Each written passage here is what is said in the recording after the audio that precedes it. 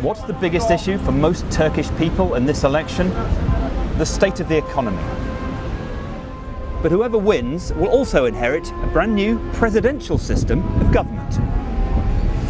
It was approved in a controversial referendum last year, and it's a system Recep Tayyip Erdogan seems to have designed with one man in mind: himself.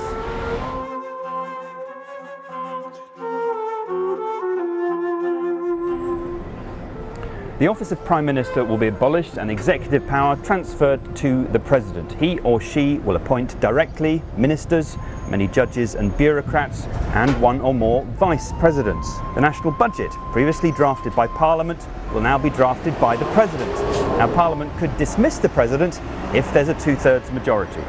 The government says this will be a better system. The President is elected by the people. He's directly responsible to the ballot box. If this is not a weakening of democracy, this is an increase of democracy, because the President is directly elected by the people.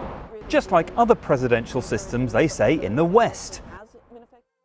But does that really stack up? In the United States, the separation of powers is clearly established: executive, legislative, and judicial. If Congress rejects a budget, the federal government shuts down until compromise is found.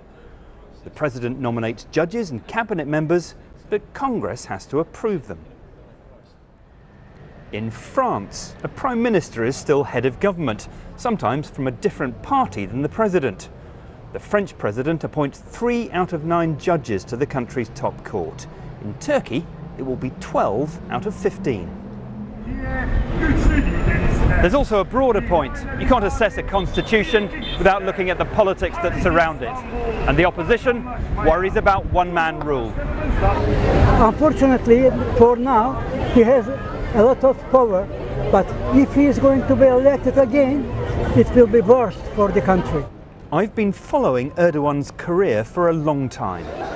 I was living in Turkey when he was in prison for reciting a nationalist poem at a political rally. A few years later, he was Prime Minister, telling me about his political views. Turkey's been developing fast in the last few years. Now we're hoping to raise its standards to the level of other countries by making it more secular and more democratic, a place where the rule of law prevails. But is he now picking and choosing what that means in practice? The President argues Turkey needs a strong leader to deal with the many threats it faces. But the opposition worries that checks and balances could begin to fade.